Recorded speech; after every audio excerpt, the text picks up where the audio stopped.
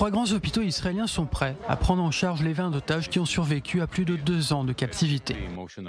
C'est en effet un moment très émouvant, en prendre un grand espoir. Mais parallèlement à notre joie, nous devons faire preuve de retenue, d'humilité et de compassion.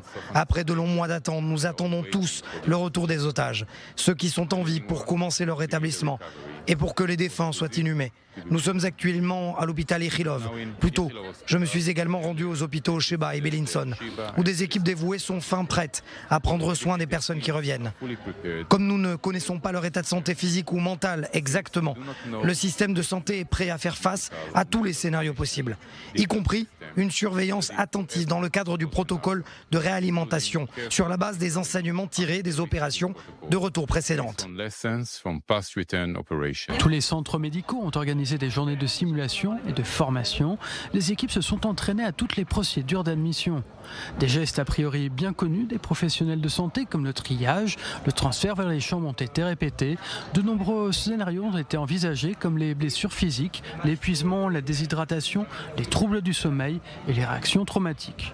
Ayant appris des libérations précédentes, les directeurs d'hôpitaux ont souligné que cette fois-ci, l'accent serait davantage mis sur le soutien émotionnel.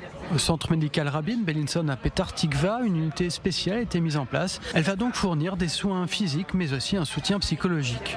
Selon la responsable du service social, Keren Karina Schwartz, si chaque patient est un cas unique, le premier objectif est de redonner à tous les otages libérés le contrôle de leur vie.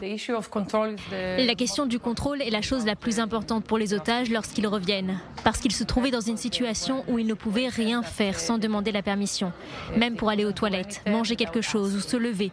Le contrôle est donc la question la plus importante pour les otages. Nous voulons leur donner le sentiment de contrôle dès le premier jour de leur retour. Tous les hôpitaux ont reçu pour instruction de respecter une stricte confidentialité. La consigne est le respect total de la vie privée des otages récemment libérés. Seuls des porte-paroles désignés donneront des bilans de santé. L'accès du personnel médical a également été limité au personnel essentiel.